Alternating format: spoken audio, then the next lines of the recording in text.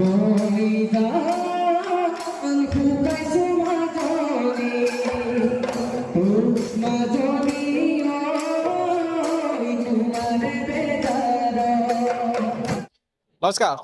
मेरे साथ आज एक विशेष व्यक्ति उपस्थित है और उनके साथ परिचय मुझे कराने की आवश्यकता नहीं। जावेद जी मेरे साथ उपस्थित है, जो इंटरनेशनल हेयर स्टाइल एक्सपर्ट है। और एक बार मैं उनके पास जाऊंगा और सबसे पहले मैं उनका स्वागत करना चाहूंगा। सबसे पहले नमस्कार, क्या हाल है?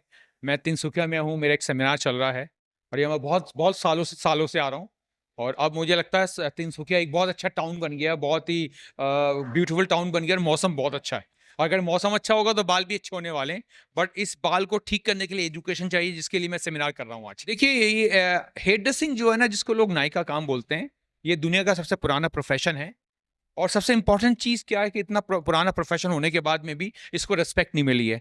और रिस्पेक्ट क्यों नहीं मिली? बिकॉज कभी किसी ने सोचा नहीं कि इसके अंदर एजुकेशन चाहिए। बिकॉज मैं मानता हूँ कि हम लोग बालों के डॉक्टर हैं, और बालों के डॉक्टर तभी बन सकते हैं जब आपके पास ज्ञान आएगा। और ये ज्ञान देने के लिए लोग पता नहीं कहाँ कहाँ जाते हैं, बट मैं मानता हूँ कि ज्ञान हमारा हाथ है। अगर इसके अंदर आर्ट आ जाएगा, इसके अंदर साइंस आ जाएगी ना, ये सब लोग जो नाई का काम कर रहे हैं, ब्यूटी पार्लर का काम कर रहे हैं, उनको हम लोग बोलने वाले हैं बालों के डॉक्टर या ब्यूटी या हेयर के डॉक्टर हैं ये।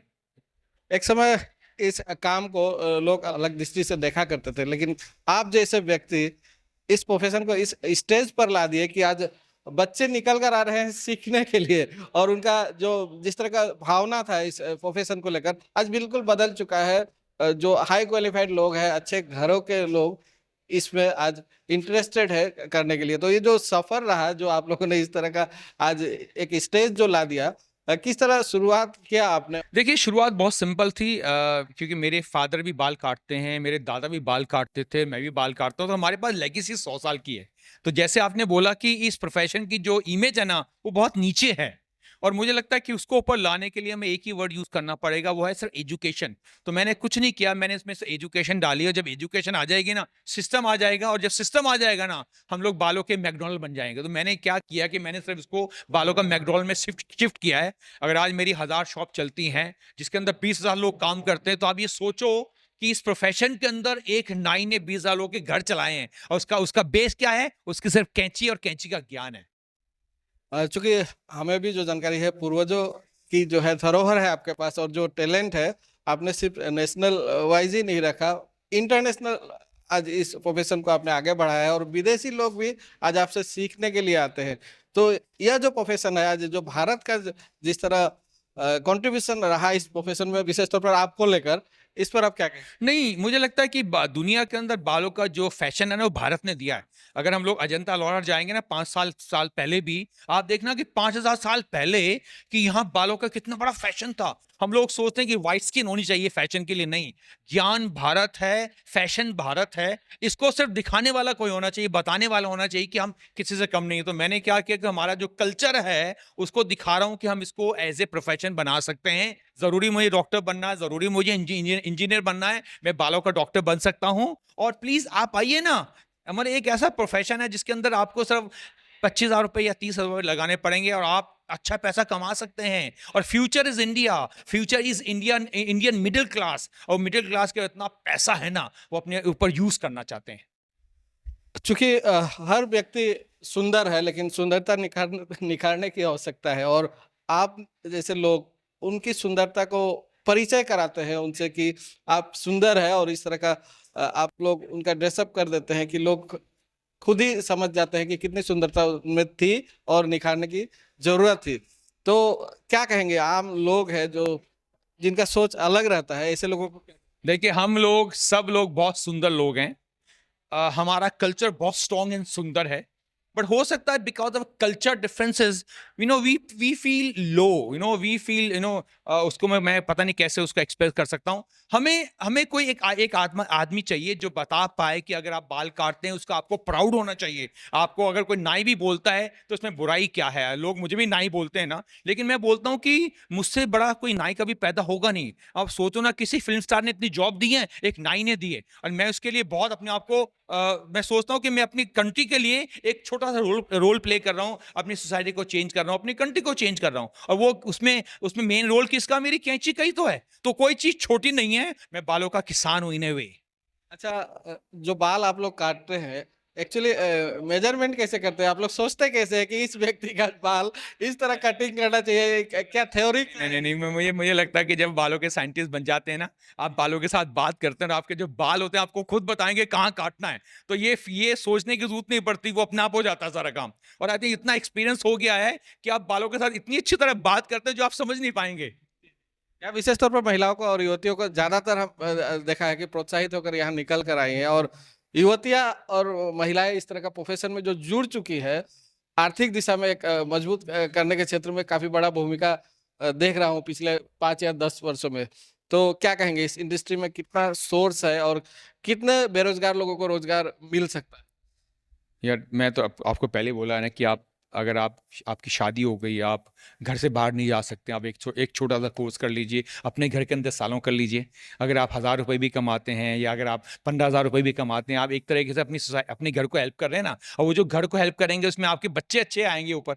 तो आई थिंक मैं सोचता हूँ कि कोई भी प्रोफेशन छोटा नहीं है। ओनली आपकी सोच बड़ी होनी चाहिए, और आपकी सोच इतनी बड़ी होनी चाहिए कि यस, जो मैं कर रही हूँ दुनिया का सबसे बड़ा प्रोफेशन है। जैसे मैं बोलता हूँ कि नाई का प्रोफेशन दुनिया का सबसे बड़ा प्रोफेशन है, और हमें इस चीज़ के लिए अपने आप को ट्रेन करना चाहिए और तैयार रखना चाहिए हमेशा।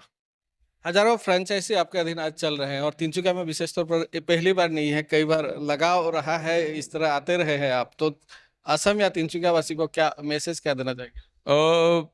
हम किसी से कम नहीं हैं। आप मत सोचिए कि अगर आपको सच्ची में अच्छा दिखना है, आपको दिल्ली में रहना ज़रूरी है। अगर आपको अच्छा दिखना है, आपको सिर्फ़ बॉम्बे में रहना ज़रूरी है। जहाँ आप रह रहे हैं ना, आपको वहीं अच्छा दिखना ज़रूरी है। और उसके लिए आप सैलून विज़िट कीजिए, बिकॉज़ सैलून में जो काम होता है, वो आपको ब्यूटीफाई करता है। तो जो डॉक्टर होता है, आपको अंदर से ठीक करता है, और हम लोग आपको बाहर से ठीक करते हैं। और जब बाहर से आप अच्छा महसूस करेंगे, अंदर की बीमारी कभी नहीं आती। तो मैं हमेशा बोल रहा हूँ कि हम लोग बालों के डॉक्टर हैं, आपकी इनर पर्सनैलिटी के डॉक्टर हम ही हैं।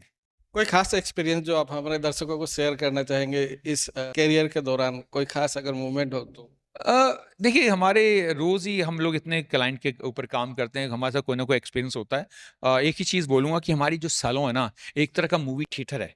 उसके अंदर जो एक क्लाइंट आता है ना, वो जो शीशे के सामने बैठता है ना, एक पूरी मूवी चलती है। तो आप वो क्लाइंट रो रहा है तो वो भी मूवी चल रही है, वो क्लाइंट हँस रहा है तो वो भी मूवी चल रही। मतलब पूरी की पूरी जो लाइफ़ है ना, वो मुझे सिर्फ़ सैलून में नज़र आती है, उसके मिरर में नज़र आती है। और मुझे बुलाने के लिए मुझे लगता है कि अभिनेता का बहुत इम्पोर्टेंट रोल है, कमरुल का बहुत इम्पोर्टेंट रोल है, बिकॉज़ ये लोगों ने मुझे इतना दूर बुलाया है, बिकॉज़ तिनसुकिया आना इतना आसान नहीं है।